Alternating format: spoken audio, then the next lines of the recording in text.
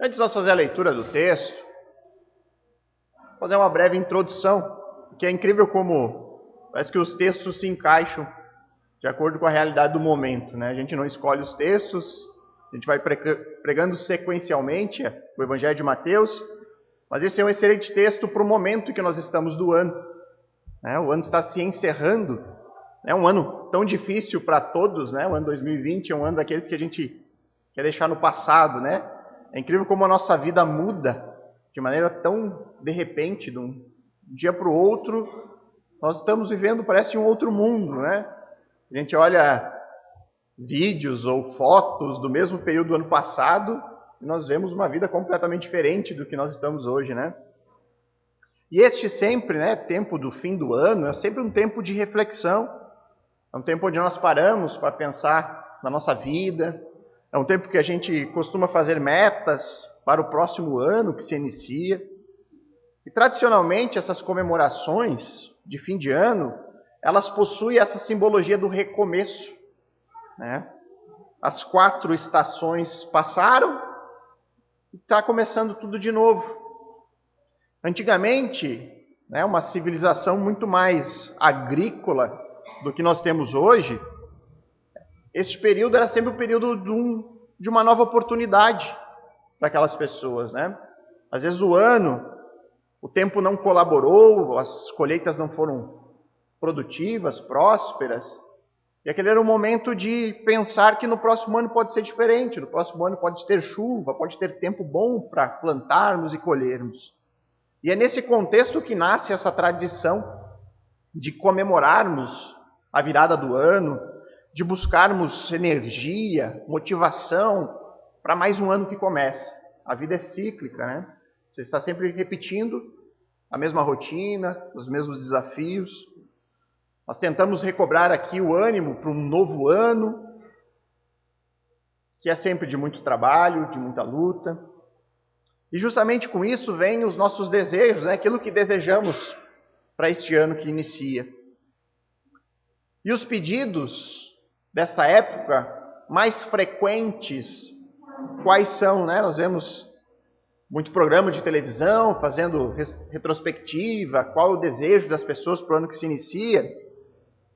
E normalmente a gente escuta as pessoas dizendo, olha, desejo que haja muita saúde, muita paz e muita prosperidade. Esses são os votos tradicionais das viradas de ano, né?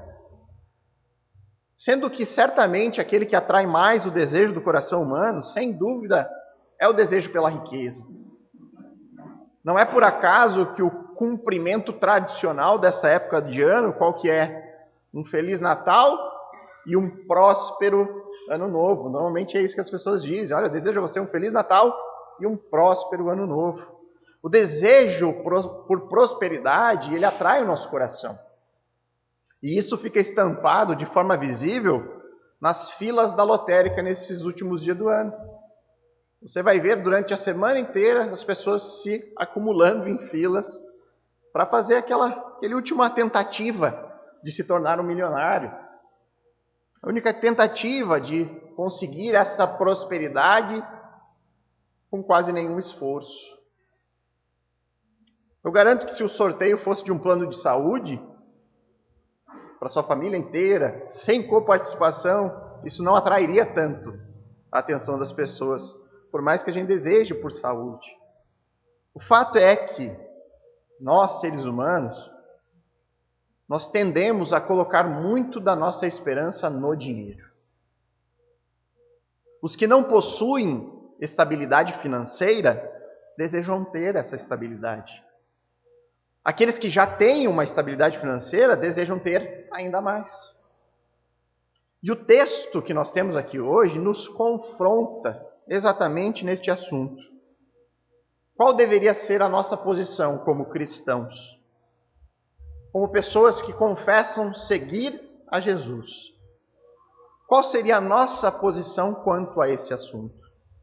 Será que é justo nós pedirmos a Deus por riqueza, por prosperidade para este ano que inicia? Será que esse é um pedido justo de nós fazermos a Deus? E nós temos, irmãos, sempre que lembrar que dentro do nosso contexto evangélico, existem muitas igrejas que são especializadas nisso. Em plantar essa semente do desejo por prosperidade. Em pregar que a prosperidade não deve ser só desejada, não. Ela deve ser buscada, porque esse é o direito de qualquer filho de Deus. Essa é a pregação do chamado Evangelho da Prosperidade. Você tem o direito de ser próspero porque você é filho de Deus. Determine a prosperidade na sua vida. Mas será que é isso que a Bíblia de fato prega? Então vamos ver o que o texto de hoje tem a nos dizer sobre isso. Mateus capítulo 19, versos 23 a 26. Diz assim a palavra do Senhor.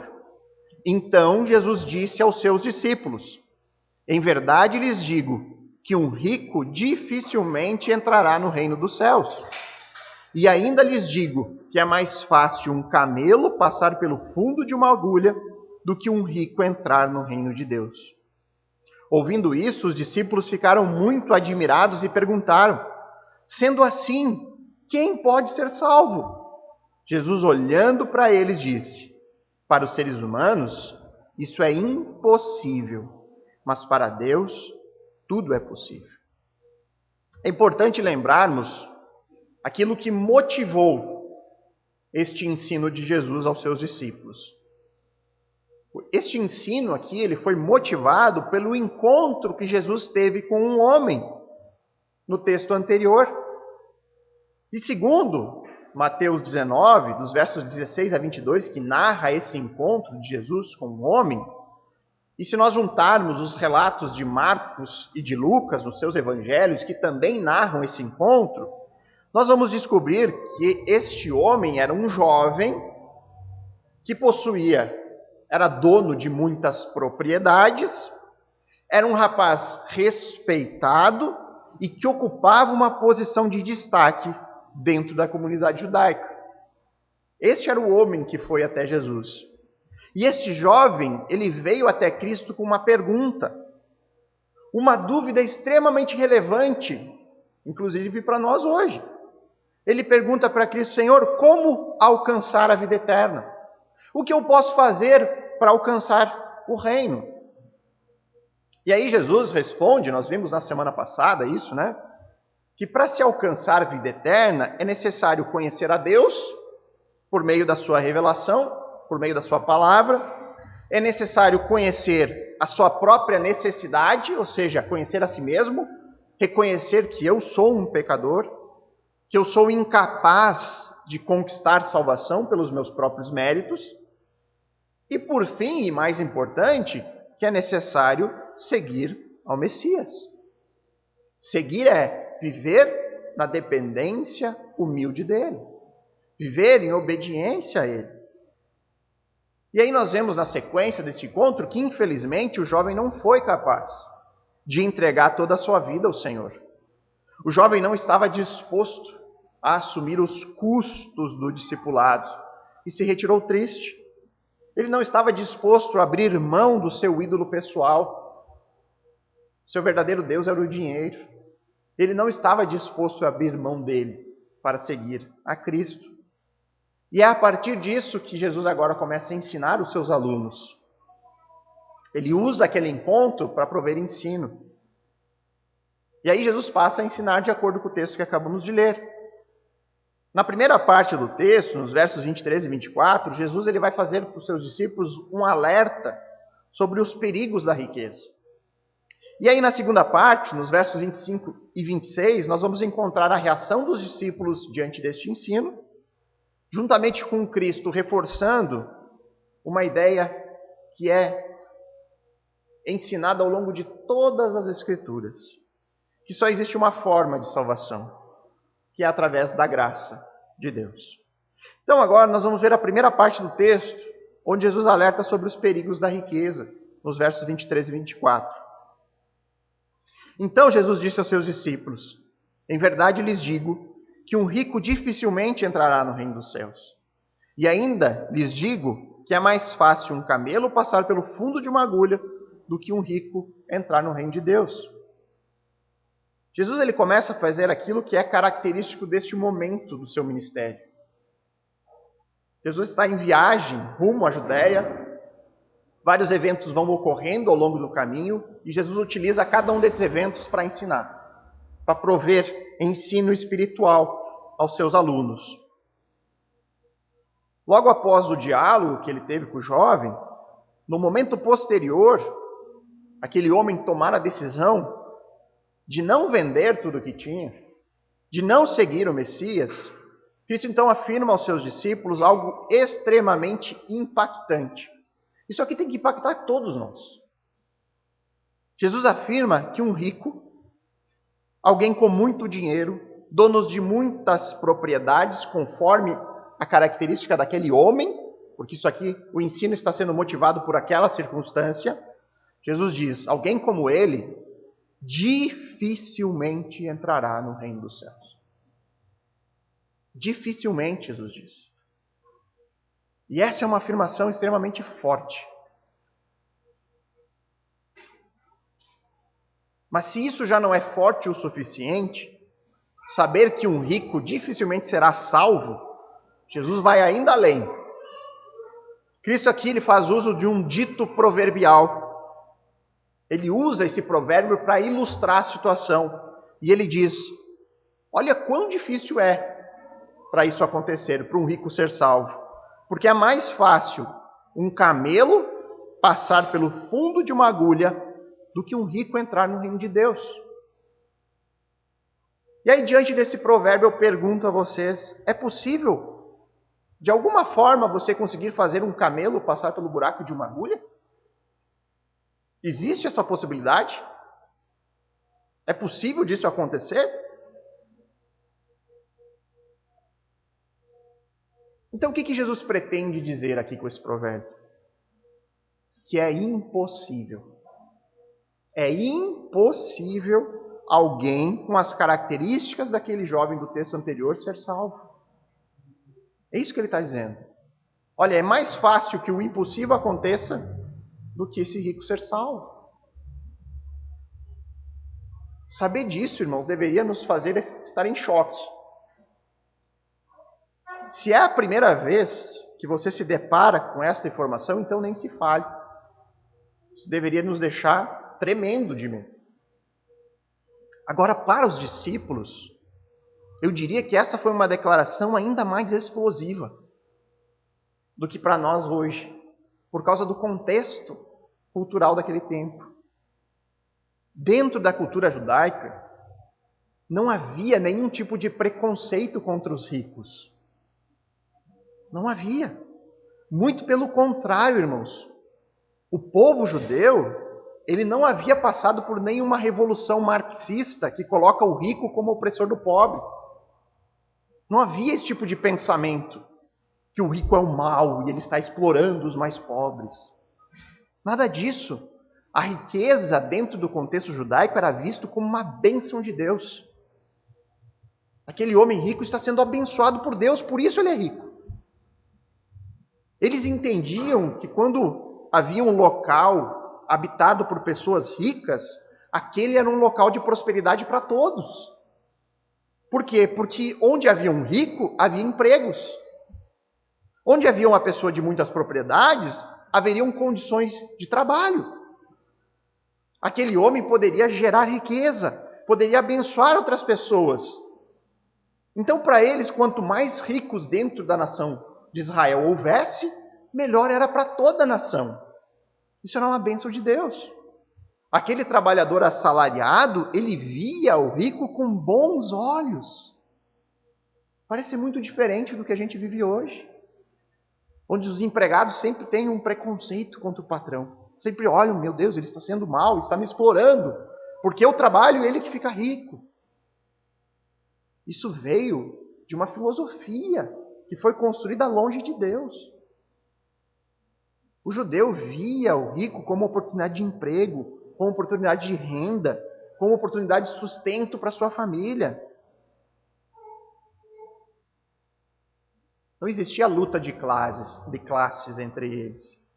Então a declaração aqui de Jesus sobre a impossibilidade de um rico ser salvo ele atinge em cheio uma concepção judaica que havia de que o rico herdaria a vida eterna pelo simples fato da riqueza testificar que Deus estava abençoando a ele.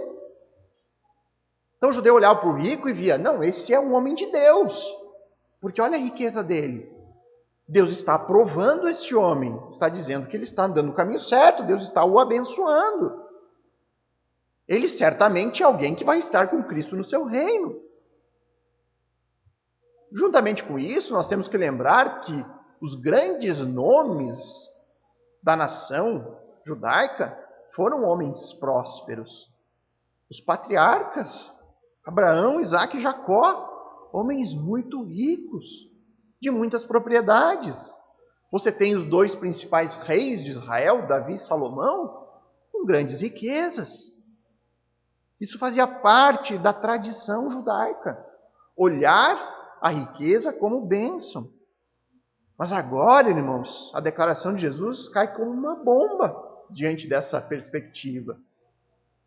Jesus está mudando, ele está alterando essa concepção. Ele está agora afirmando aos seus discípulos que ser abençoado financeiramente não é garantia. Não é nenhuma certeza de herdar o reino do Messias. E o exemplo prático acabou de ser dado. O jovem, muito próspero, respeitado, que ocupava uma posição de destaque na religião judaica, não foi capaz de seguir ao libertador de Israel. Não foi capaz de seguir o Messias tão esperado por eles. E parece que isso, irmãos, nós temos que lembrar para estes pregadores da prosperidade. Porque eles continuam com essa concepção de que a riqueza, de que o sucesso particular neste mundo é a evidência de alguém que está sendo aprovado e abençoado por Deus. Se você é próspero, isso é sinal que Deus está contigo. É sinal que você está andando nos caminhos do Senhor. E essas igrejas, você tem aqueles pastores que obrigatoriamente têm que ser homens muito ricos e poderosos, porque eles são o exemplo para os demais. Não posso ir numa igreja onde o pastor não é rico. Porque se o pastor não está sendo abençoado por Deus, imagine a igreja. Então o pastor, ele tem que estar, várias propriedades. Nós temos casos no Brasil de pastores com avião particular, não apenas um, vários. O cara é dono de hangar aqui no Brasil. Por quê? Porque esse é um modelo para os demais. Vejam o quanto eu sou abençoado por Deus. Determine, você também será. Esquecem completamente que o Novo Testamento traz diversos alertas sobre o perigo da riqueza na nossa vida. O Novo Testamento, irmãos, ele seguidamente chama a nossa atenção sobre isso. Nós precisamos estar vigilantes sobre esse assunto. Ainda mais, irmãos, porque é possível que a riqueza, que a prosperidade, viver com aquele foco de conquistar estabilidade financeira, seja a grande pedra de tropeço para a nossa geração. Porque naquele tempo, irmãos, ser próspero basicamente era ter recursos para não apenas um ano, mas ter condições de ter para vários anos, ter certa tranquilidade. Hoje nós vivemos a geração do consumo, onde a riqueza traz para nós muito conforto, muitas oportunidades, muito entretenimento. Isso acaba sendo pedra de tropeço para muitos. E é por conta disso que eu quero apresentar aqui os dois principais motivos pelos quais é muito mais sensato a nós, nesta época do ano, pedirmos a Deus em nossas orações daquilo que nós desejamos para o ano que se inicia, pedir pelo nosso sustento diário, do que pedir por riquezas e por muita prosperidade neste mundo. Exatamente como diz a oração de Provérbios, lá no capítulo 30, verso 7 e verso 9, onde ele diz: 2 coisas te peço, ó Deus. Não recuses o meu pedido, antes que eu morra. Afasta de mim a falsidade e a mentira. Não me dê nem pobreza, nem a riqueza. Dá-me o pão que me for necessário, para não acontecer que, estando farto, te negue e diga: quem é o Senhor? Ou que, empobrecido, venha a furtar e profane o nome de Deus. O autor aqui, ele reconhecia os perigos que existiam no excesso e na falta. Ele dizia: me livra, Senhor, do perigo de ser próspero.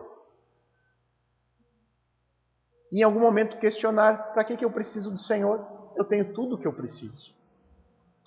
E me afaste também da pobreza, da escassez de recursos, porque eu, com fome, vendo a minha família passar fome, posso vir a furtar. Posso ser tentado a ir por este caminho. E com isso, profanar o seu nome, pecar contra ti. Então, o primeiro motivo pelo qual nós devemos pedir pelo sustento diário é porque a riqueza, irmãos, ela tentará tomar o lugar de Deus na sua vida. Em diversas oportunidades, Jesus fala da riqueza deste mundo como uma influência negativa na nossa vida espiritual. Fala, inclusive, na riqueza como sendo um obstáculo que pode nos afastar de Deus. Aqui mesmo em Mateus, nesse evangelho, lá no capítulo 13, nós já vimos esse texto, quando Jesus está explicando a parábola do semeador, e aí no verso 22, Jesus vai explicar sobre a semente que foi plantada entre os espinhos. Foi sufocada pelos espinhos e não floresceu. Jesus diz: o que foi semeado entre os espinhos é o que ouve a palavra, porém as preocupações deste mundo e a fascinação das riquezas sufocam a palavra e ele não frutifica. O desejo pela riqueza faz com que ele não consiga assumir o custo do discipulado, exatamente como o jovem aqui do texto. Lá no Evangelho de Lucas, no capítulo 16, verso 13, Cristo ele fala das riquezas no sentido de devoção. A riqueza literalmente ocupando o lugar de Deus na vida de alguém. Ele diz: nenhum servo pode servir a dois senhores, porque irá odiar um e amar o outro, ou irá se dedicar a um e desprezar o outro. Vocês não podem servir a Deus e a riqueza. Ele coloca a riqueza como sendo um Deus na nossa vida. O apóstolo Paulo, na sua primeira carta a Timóteo, ele dedica uma seção da sua carta para alertar sobre os perigos da riqueza. Sendo que o versículo que mais chama a atenção é quando ele fala da capacidade do dinheiro de conduzir uma pessoa à apostasia, ou seja, desviar a pessoa do caminho da fé. Ele diz em 1 Timóteo 6,10: porque o amor ao dinheiro é a raiz de todos os males. E alguns nesta cobiça se desviaram da fé e atormentaram a si mesmo com muitas dores.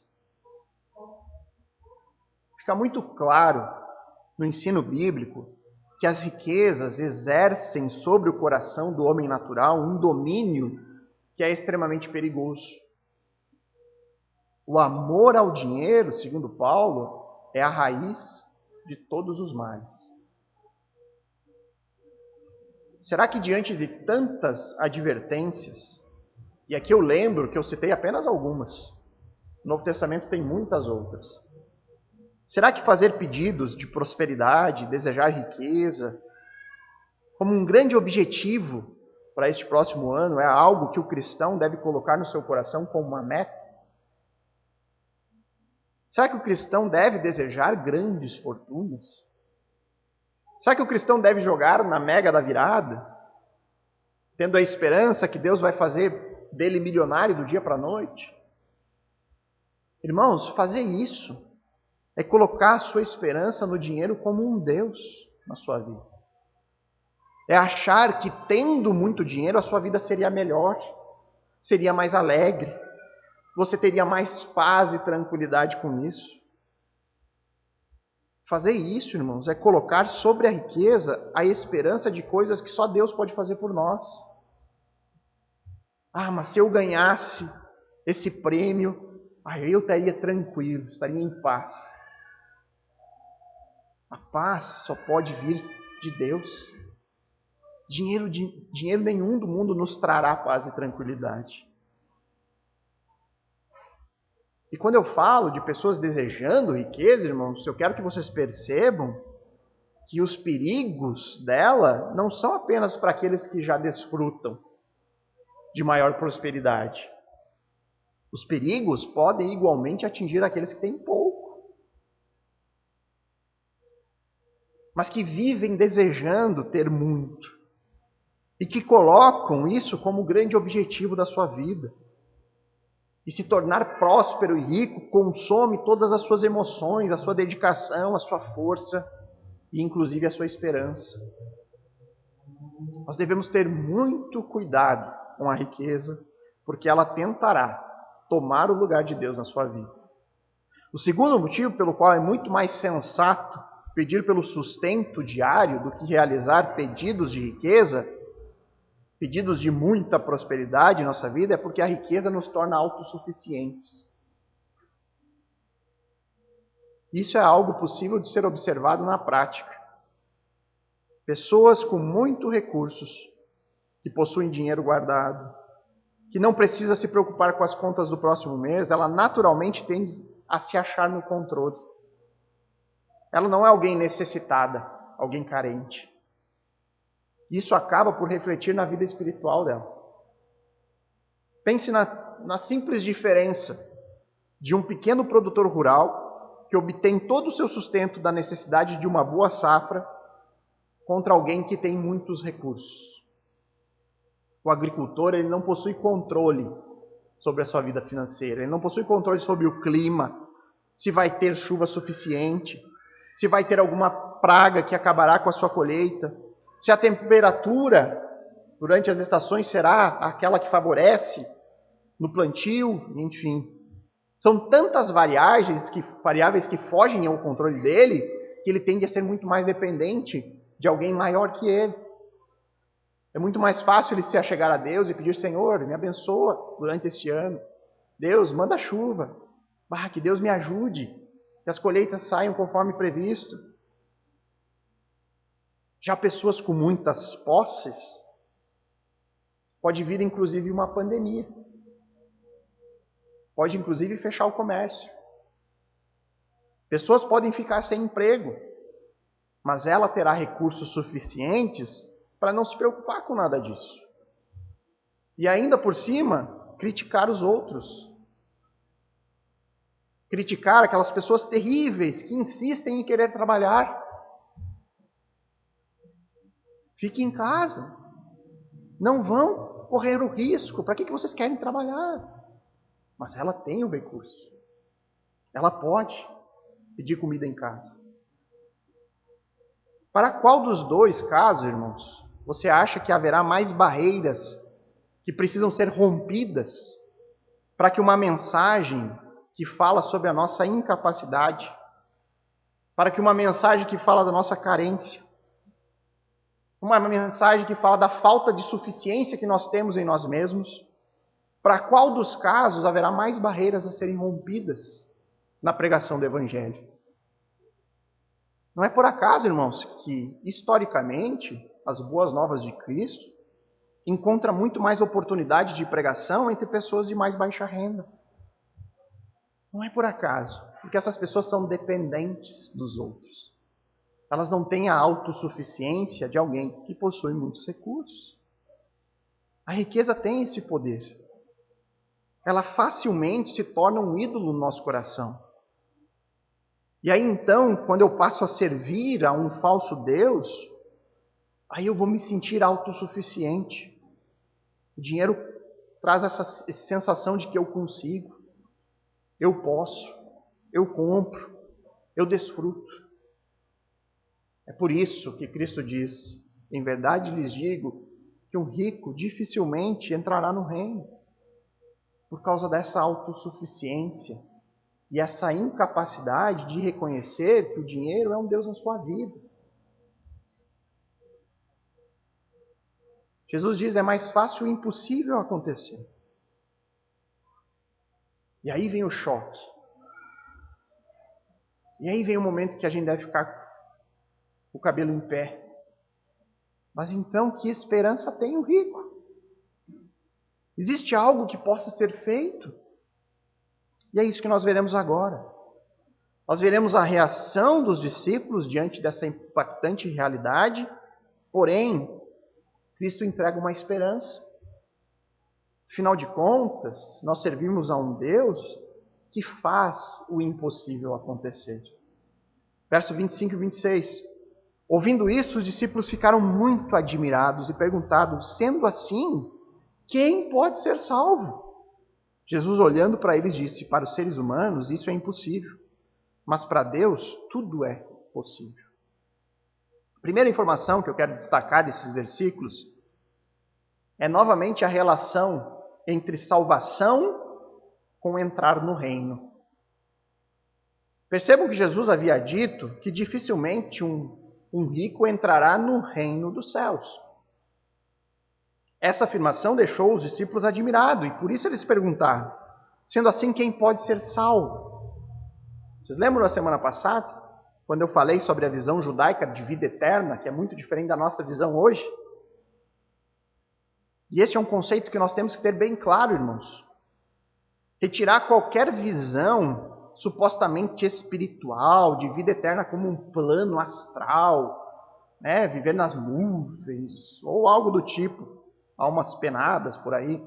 Salvação, biblicamente, é entrar no reino do Messias. Vida eterna é estar com Cristo no seu reino. Um reino que, segundo a Bíblia, terá a sua consumação aqui neste mundo.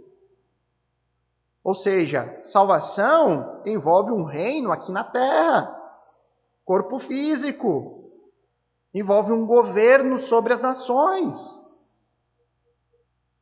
É uma continuidade da nossa vida.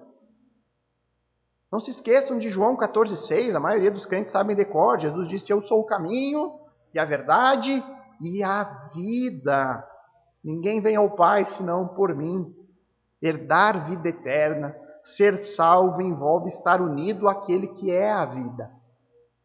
Estar unido ao único que é verdadeira vida e vida eterna. Envolve herdar o seu reino, estar na presença dele eternamente.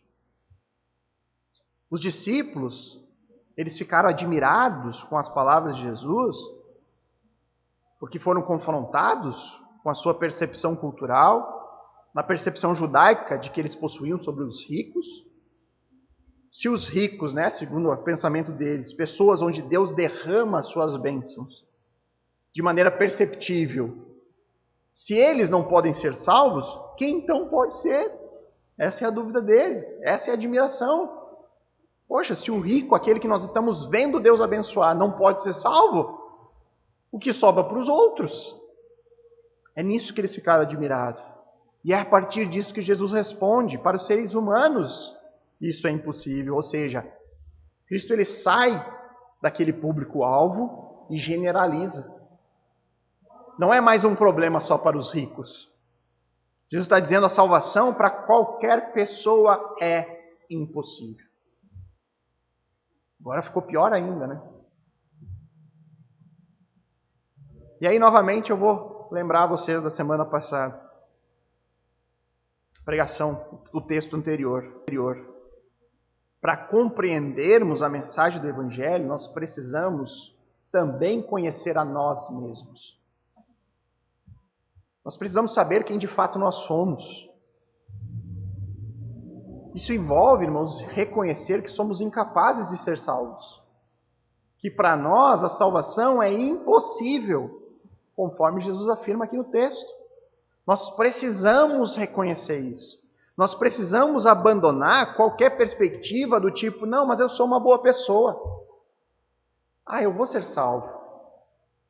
Eu não vou ser condenado em nenhum tipo de julgamento, afinal de contas eu nunca fiz mal a ninguém. Eu não matei, não roubei. A Bíblia afirma que ninguém é bom o bastante para atingir o padrão santo de Deus. Ninguém é bom o bastante. Apenas um simples ato de desobediência separou Adão e Eva do Senhor. Eles mataram alguém naquele jardim? Eles roubaram alguém naquele jardim? Não, eles desobedeceram uma única ordem que o Senhor deu, eles desobedeceram a lei que eles não poderiam comer de um único fruto.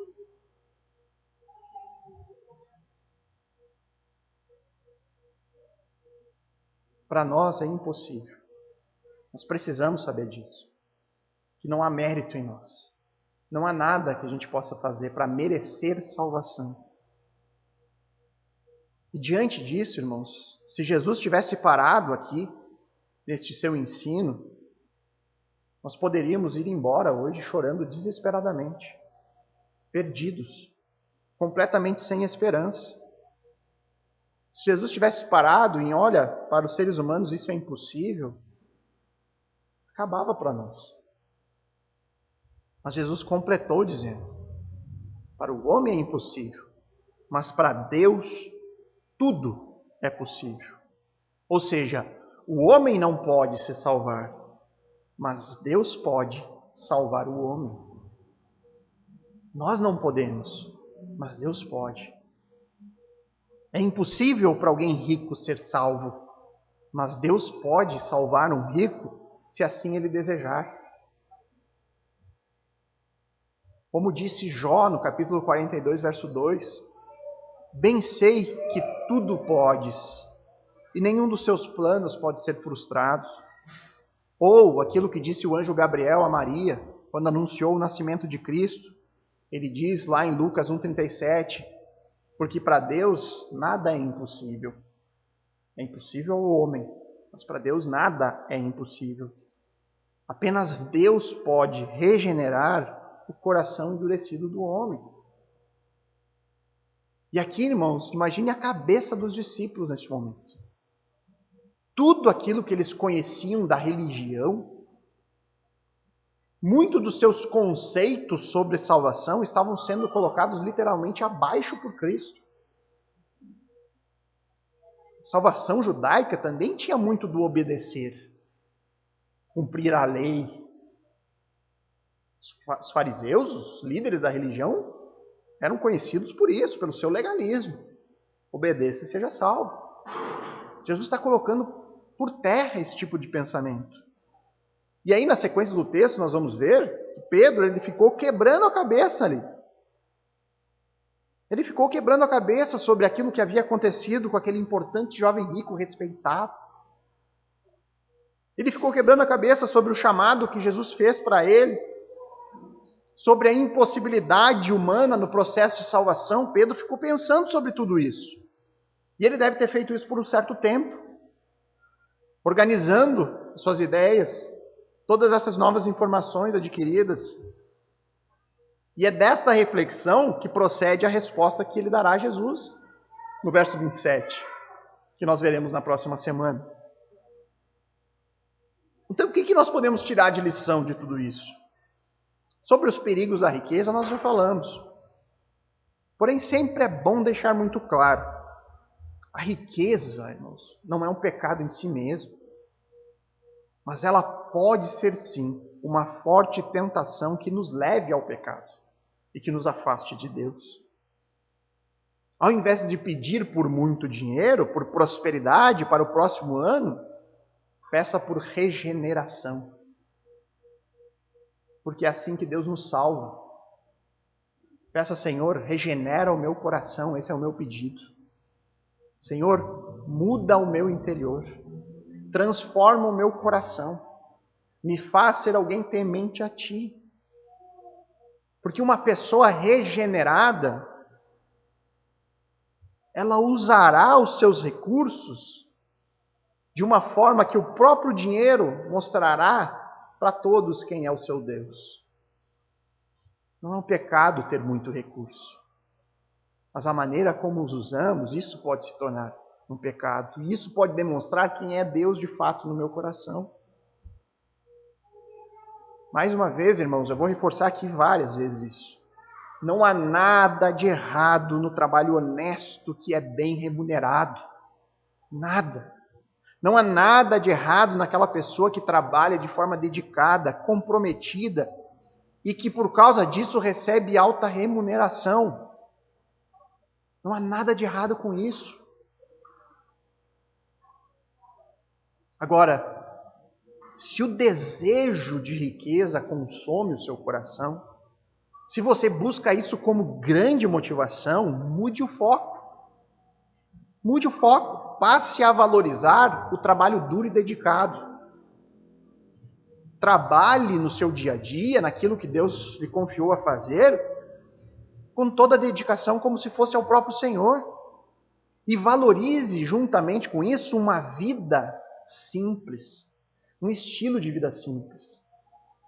Porque o trabalho foi criado por Deus para o nosso bem. O trabalho traz dignidade ao homem. E um estilo modesto de viver agrada ao Senhor. Se você fizer isso, irmãos, trabalhar de maneira dedicada e manter um estilo de vida simples, você se tornará próspero. Inevitavelmente, você se tornará próspero. Aqui eu falo de prosperidade no fato de termos mais daquilo que de fato precisamos. Ou seja, não ter apenas o suficiente para comer, se vestir, beber, mas ter além disso. Isso é prosperidade na Bíblia. E provavelmente todos nós aqui no contexto bíblico somos prósperos. Nós temos mais do que apenas aquilo que nós necessitamos. Nós não apenas nos vestimos, nós escolhemos o que nos vestir. Nós não apenas comemos, mas nós podemos escolher aquilo que vamos comer. Isso na Bíblia é prosperidade. O errado, irmãos, é reter a riqueza. É guardar a riqueza no cofre para que ninguém desfrute dela. Se você é ricamente abençoado por seu trabalho, Deus está lhe dando a oportunidade de você também abençoar. E como você abençoa?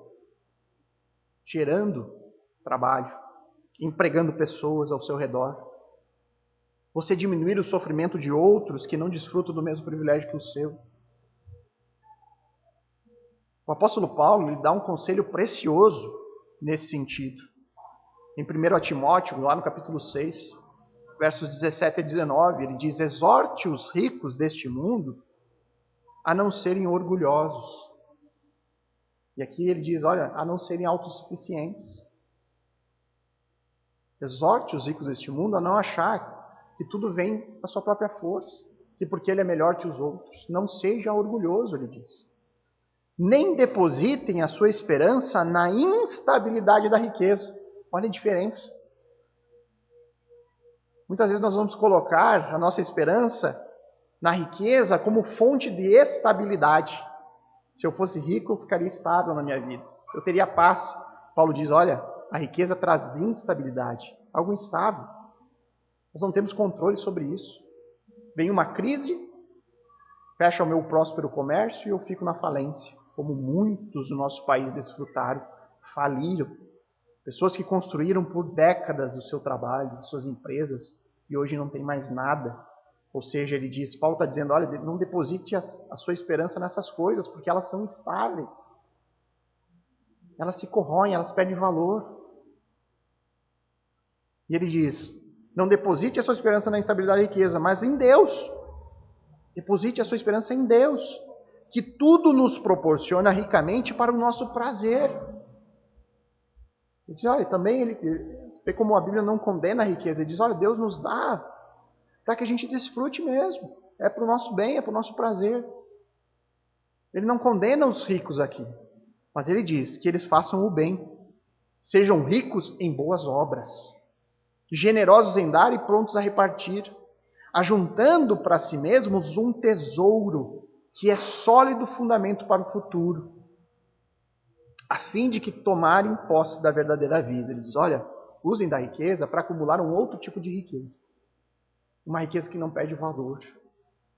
Amontoem tesouros no céu para que você possa resgatar ele no futuro, quando começará a nossa verdadeira vida. Faça isso, sejam ricos em boas obras. Deus não condena ninguém pela sua riqueza, mas a Bíblia nos traz diversas advertências para aqueles que buscam o caminho da prosperidade mais do que buscam a Deus. Aqueles que confiam na riqueza mais do que confiam no Criador. O maior desejo do Senhor é que nós firmemos o nosso coração nas coisas do alto, não nas coisas aqui da terra. Muitas pessoas, neste período do ano, pedem a Deus por riqueza. Querem receber bênçãos materiais.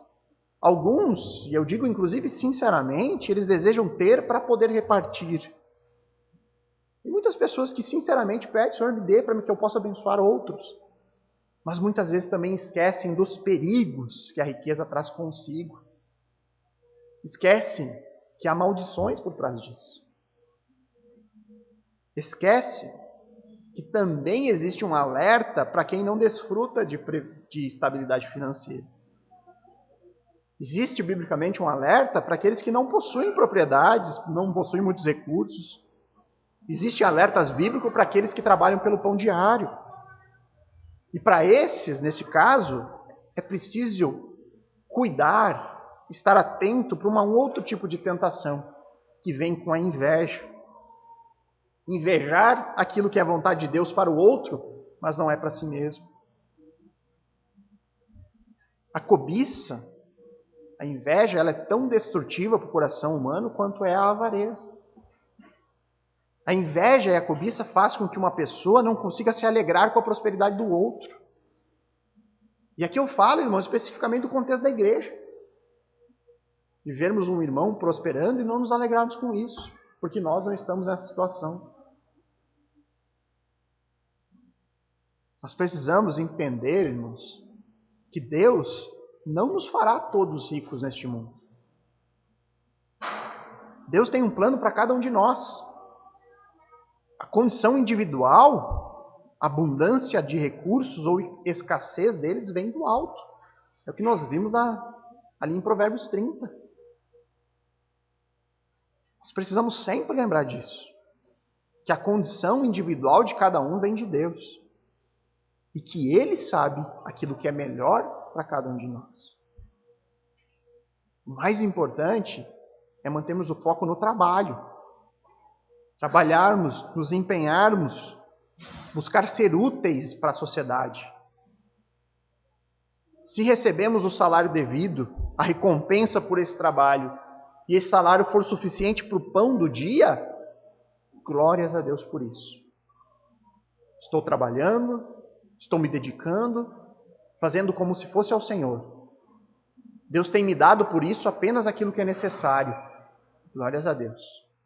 Obrigado, Senhor, pelo seu sustento. Agora, se nós recebermos com o nosso trabalho mais do que o necessário para o dia, se nós recebermos mais do que precisamos para o mês, igualmente, irmãos, glórias a Deus por isso. Mas juntamente eu reconheço que Deus está me dando o privilégio de abençoar também a outros. De não reter, mas de gerar riqueza. E nós precisamos ser sinceros e reconhecer que, independente da situação, irmãos, nós temos uma tendência de dar muito mais atenção para o dinheiro do que de fato deveríamos. Porque o mais normal entre todos nós, irmãos, é aquele que não é rico desejar ser. E aquele que já é querer ser ainda mais. Não adianta, irmãos, a falta pelo contentamento é algo que nós temos que lutar diariamente. E uma boa maneira de nós fazermos isso, lutar contra a falta de contentamento, é lembrar daquilo que Deus considera como verdadeira riqueza. É tirar um pouco os nossos olhos dessa riqueza material que nós podemos apalpar. Pegarmos textos como Romanos 2,4, onde ele diz, ou será que você despreza a riqueza? Opa, vai falar de riqueza aqui. Que riqueza é essa? A bondade, a tolerância e a paciência de Deus. Ignorando que a bondade de Deus é que nos leva ao arrependimento. Ele diz, olha, a verdadeira riqueza é você poder se arrepender dos seus pecados. Porque isso era impossível. Mas para Deus não é impossível. Se você se arrepende dos seus pecados, você é rico. Você tem a riqueza de Deus. É uma riqueza que leva à vida eterna. Porque muitas vezes nós somos pegos nos queixando da nossa situação atual. Nos esquecendo de que por nós mesmos é impossível ter qualquer coisa. Somos dependentes em tudo. E com isso nós esquecemos a riqueza da bondade de Deus, da sua muita paciência conosco, que nos deu condição de nos arrependermos. Outro texto também, em Romanos, capítulo 11, verso 33, ele diz: ó profundidade da riqueza, tanto da sabedoria como do conhecimento de Deus. Quão inexplicáveis são os seus juízos e quão insondáveis são os seus caminhos.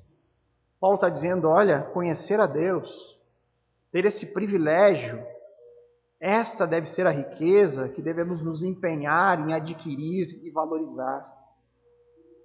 Esta é a riqueza que nos conduz ao reino. A riqueza de conhecer a Deus, de conhecer ao seu Filho. Nenhuma outra riqueza, irmãos, nem toda a fortuna do mundo conduzirá alguém para a salvação eterna. Não importa o saldo bancário da pessoa no final da sua vida. Isso não levará ela para a eternidade. Não levará ela para próximo de Cristo. E diante disso a gente tem que refletir. Qual herança eu quero deixar para o meu filho, para os meus filhos? Será que eu quero deixar para ele muitas propriedades? Muito dinheiro? Esse é o tipo de riqueza que eu tenho me dedicado a deixar para a herança? Ou eu devo me dedicar primeiramente em deixar aos meus filhos conhecimento de Deus? Que meus filhos conheçam as Escrituras, que sejam obedientes aos pais, porque isso refletirá em obediência a Deus. Será que eu quero deixar para eles o conhecimento que é capaz de levá-los ao reino, à vida eterna? Ou simplesmente o conhecimento humano de se tornar alguém próspero aqui? O que eu quero deixar de fato? Porque a ênfase do Novo Testamento é sempre na riqueza de Deus em nós. A riqueza de conhecê-lo. A riqueza de nós podermos nos arrepender, e mesmo isso sendo impossível a nós. Efésios, no capítulo 2, versos 6 a 7, ele diz: e juntamente com ele nos ressuscitou, e com ele nos fez assentar nas regiões celestiais em Cristo Jesus. Deus fez isso para mostrar nos tempos vindouros a suprema riqueza da sua graça, em bondade para conosco em Cristo Jesus. Ou seja, a graça, favor imerecido, Deus nos salvar mesmo nós não merecendo disso, essa é a maior riqueza de todos. Esses textos nos mostram o quanto nós temos que retirar os nossos olhos da prosperidade financeira deste mundo, porque isso é pouco importante. É pouco importante diante da realidade de que essa vida é passageira. Tiago diz na sua carta que essa vida é como uma neblina, que aparece de manhã cedo, logo o sol sai, ela se dissipa. Nossa vida passa num piscar de olhos, diante de uma realidade que é eterna. E aí a Bíblia diz: tire os olhos deste mundo. Isso é pouco importante, porque nós somos, em Cristo, ricamente abençoados. Nós temos nele a verdadeira riqueza, a remissão dos pecados, a salvação, porque isso é o que de fato importa. É uma tarefa fácil, irmãos? Não. Nós temos que reconhecer que não é. É muito difícil mantermos os nossos olhos na realidade eterna, encontrarmos contentamento na salvação, quando as nossas contas estão atrasadas. Estar contente na dificuldade, quando você é cercado de pessoas, e muitas vezes pessoas que não creem em Deus, que desfrutam de muito conforto que a prosperidade pode nos trazer.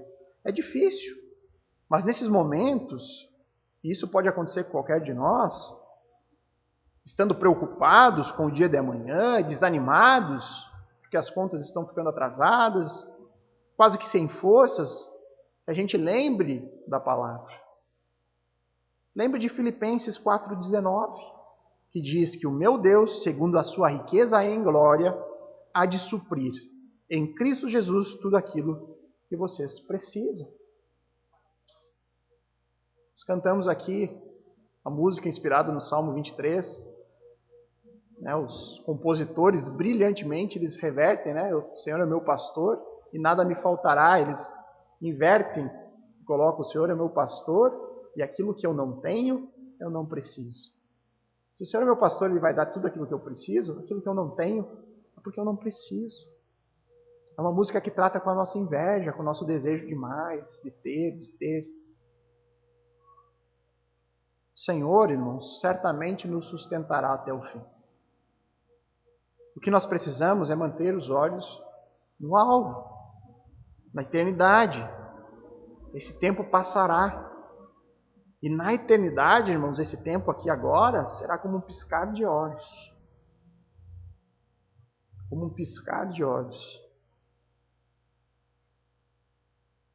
Mesmo aquela pessoa que passa a vida toda com o mínimo necessário, só com o suficiente para se manter vivo, ele é ricamente abençoado se está em Cristo. Até mesmo este possui esperança. Porque quando o reino for consumado, ele ouvirá da boca do seu Salvador: muito bem, servo bom e fiel. Você foi fiel no pouco, sobre o muito te colocarei. Venha participar da alegria do seu Senhor. Naquele dia, irmãos, quando este mundo passar, é isso que nós vamos querer ouvir. Só isso poderá nos dar tranquilidade e paz. Então, nesses últimos dias, queridos, tire um tempo para meditar na sua vida. Meditar sobre as suas prioridades. Sobre como você tem gasto o seu tempo e os recursos que Deus tem lhe dado. Neste ano que passou, medite. Você cresceu no conhecimento sobre Deus, que é a verdadeira riqueza? Você conheceu mais a si mesmo? Reconheceu ainda mais os seus pecados? Você conheceu ainda mais a Cristo, seu Salvador? Você tem usado das ferramentas que o Senhor providencia para isso? A oração, a palavra de Deus revelada e a igreja local?